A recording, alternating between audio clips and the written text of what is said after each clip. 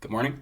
Welcome to episode 4 of the Bout Some Football podcast. I'm your host, Kyle, and today I'll be going over a recap of the games from the first round of the divisional round playoffs, that being the Packers versus Rams on the 4:25 kickoff and the 8:05 kickoff, Bills versus Ravens. So, first game was Packers. They handled the Rams pretty easily, 32-18. Aaron Rodgers solidified his MVP season. Definitely is going to end up winning it. He had another great game, 296 passing yards on 36 attempts with 2 passing touchdowns and a rushing touchdown. I wasn't expecting anything less. They looked like a Super Bowl ready team, and they are my prediction for the NFC Super Bowl, or the representation of the NFC in the Super Bowl. So on the flip side, Jared Goff was without his biggest target, Cooper Kupp. So I wasn't expecting anything special out of him, and that's what happened. 174 passing yards and a touchdown. Very game manager-esque stat line. It's about where I put Jared Goff ranked as a player, game manager area.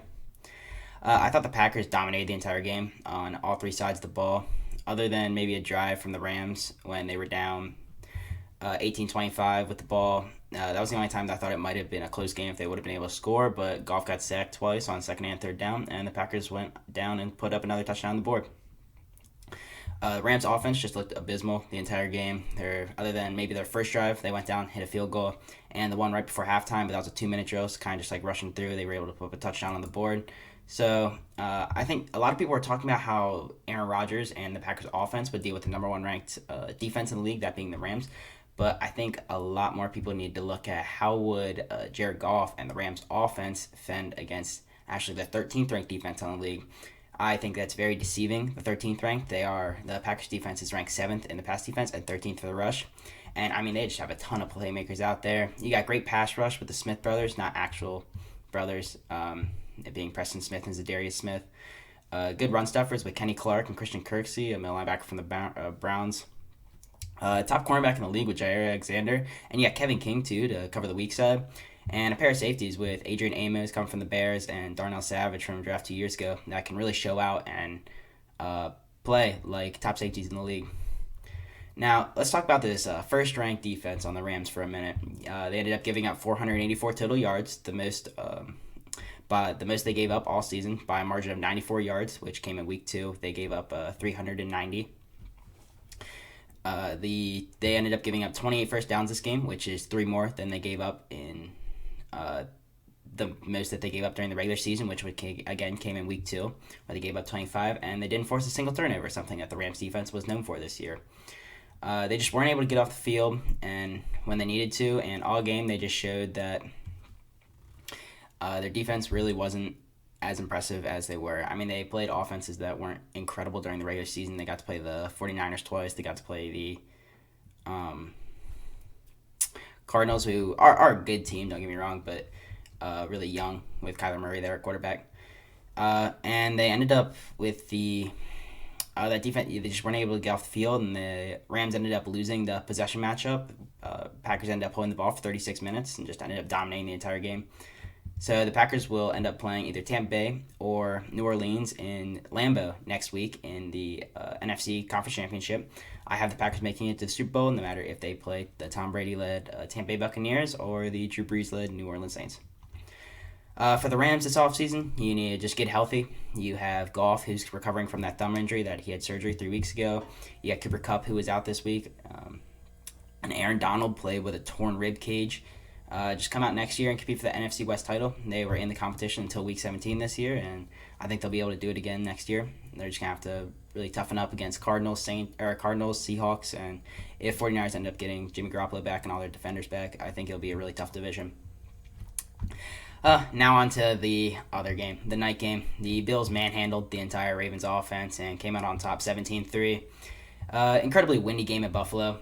Affected everything from the kicking to the passing, and even at press conference, they talked about how even snapping the ball in a pistol and a shotgun formation was affected. You could actually see that, although Patrick McCarry and Matt Skura, they've had snapping problems all season for the Ravens. A lot of their snaps would end up going a little bit to the right, and Lamar would have to stretch out for it. And same way with Josh Allen having to stretch out either the left or the right, depending on what side of the field he was. But no, I'm not going to blame the win on Patrick McCarry and Matt Skura's horrible snapping.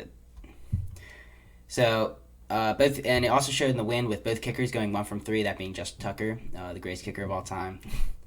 And you could just tell with the way that the goalposts were shaking and the way that the ball was moving in the air, it was just having a lot of effect on it. Now, Josh Allen didn't have something like an incredible night. It was, by any means, he had a good game, though, put up 206 passing yards and threw the only passing touchdown of the game, actually only offensive touchdown of the game, to Stephon Diggs on a 2-yard screen. Diggs had himself a great game, 106 reception yards, and the only touchdown again. Now, on the flip side, Lamar would end up leaving the game at the end of the third quarter, the last play of the third quarter. He wouldn't return because he would end up going into concussion protocol, and was announced that he did end up receiving a concussion on that hit in the end zone. And he had finished the game with 162 passing yards, 34 rushing yards, and the pick six. Now, that would end up wrapping up Lamar's postseason this season, which he finished with 0 passing touchdowns, a rushing touchdown, and 2 interceptions. I know that's definitely not the way he wanted to go out, and I don't think that's just the way he thought it was going to end. I think next year it's going to look a lot better. I think he's going to do all that he needs to improve to come out and actually put up a few passing touchdowns next postseason. I mean, every single year he's shown that he can improve in the offseason, and nothing's going to change. He's going to do the exact same thing this year. I thought the Ravens defense did an incredible job against this high-powered Bills passing offense, other than the drive coming out of halftime. But majority of teams do end up scoring on that first drive coming out of halftime because you have the opportunity to game plan for about 15 minutes in the locker room. Now, this Ravens defense would end up holding the Bills to a total of 221 yards, their yearly low this year. And the Bills wouldn't convert a third down until the third quarter. The Ravens defense got off the field when they needed to. They gave the offense a ton of opportunities. They just weren't able to convert. Now, but that's not saying the Bills defense didn't do an equally great job. They played zone on nearly 70% of their defensive snaps, and they dared Lamar to throw the ball short. And they actually gave up a good chunk of yards in short dink and dunks to Willie Snead and Mark Andrews, or off to the running back in his Lamar safety valves. And for their defense-wise, I thought they were playing bend, don't break defense. They would give up as many yards as they need to as long as it didn't allow them to score, and that's exactly what they did. The Ravens actually became the first team to ever outrush, outpass, and win the time possession matchup in a playoff game and not come out with a win. They would they beat them by 2 yards passing, beat them by a ton on running.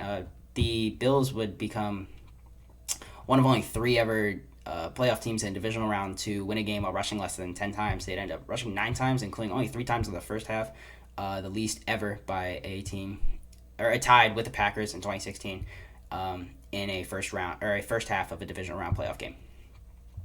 Now, here's a problem that I'm starting to see in the past 4 playoff games with the Ravens, the 4 that Lamar has started. This high-power, stellar offense has yet to cross the 20-point threshold. They've scored 17 against Chargers. They scored 12 against Titans. They scored 17 against Titans again, and they put up 3. Something's got to change. The hope is getting a true wide receiver 1 for Lamar, whether that be someone in free agency like Allen Robinson, or they trade up for a top wide receiver in the draft.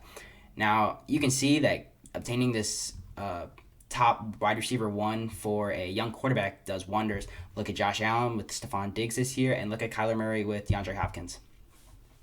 Definitely the play of the game was that pick six. Really good read by cornerback Teron Johnson. He sat under the route the entire time, and he knew Lamar was going to target Andrews. That's his top target, especially in the end zone. And this would end up finishing off Lamar's streak of having 0 interceptions in the red zone for his career. He held the NFL record for 45 passing touchdowns in the red zone before his first interception. Second place is actually currently Josh Allen with 43, so I don't expect that record to stand very long. Honestly, that record will probably come to an end either this week or next week. As in the AFC Conference Championship or the Super Bowl. Now, for the Ravens, getting into the red zone 3 times and coming out with 3 points just won't do it. You need to put up points, especially when you're closing on the end zone and you're losing. There's no other option other than at least put up an extra field goal, which they just weren't able to do. But shout out to former practice squad and 4th-string quarterback Tyler Huntley for coming out off the bench incredibly cold, whether that's the Bills' weather up there, whether it's Buffalo's weather, or just the fact that he hadn't played. And he at least gave the Ravens a sliver of life. He would end up passing for 60 yards. Majority came in garbage time. But if he would have hit Marquise Brown on that go route on 4th and 8, who knows? Maybe the Utah product would have led like a improbable comeback. But the wind carried that ball, and it showed on multiple of Josh Allen's deep balls that the wind would just carry the ball further than he thought it would. It was about 3 yards past Marquise's stretch. So it ended up going incomplete and turning the ball over. But Bills would end up missing the field goal the next possession. And Tyler would lead a really good drive down, and they go 4 and out on the 8-yard line. It happens. I mean, he's practice squad quarterback. I mean, he came out, did what he had to. His first play was like a 21-yard rush. I think he did a fine job. Also, shout out to Bills Mafia. They, after the game, would collectively donate a large amount of money to one of Lamar's favorite charities, a backpack charity in Louisville, which donating to fund kids' schooling, like young kids to get school supplies for them. And after seeing he went down with that concussion injury, they went on Twitter, told everybody in the Bills Mafia, hey, we feel bad for this guy. He played his heart out, tried his best, came down with the injury. It's just a hard way to go out. So for Bills Mafia to do that, super dope fans. I mean, all the ones I've met in real life were incredibly welcoming and just overall great people from Buffalo. For the Bills, good luck against whether they play the Chiefs or the Browns. If it is the Chiefs, they'll be hanging to Kansas City, but if it is Cleveland, we'll get one more game in Buffalo, which I think will be great, especially for the fans up there. They're my AFC Super Bowl pick, and I also predict them to actually win the championship, so hoping for the best. It's a weird way because a lot of people say, like, you don't want to see a team that beats your team win, but if I'm going to choose anybody that I want to win, it's going to be Buffalo. I think it's just because of the fan base. And honestly, a lot of people there, from the organization, from Sean McDermott to Josh Allen, are just great people in general.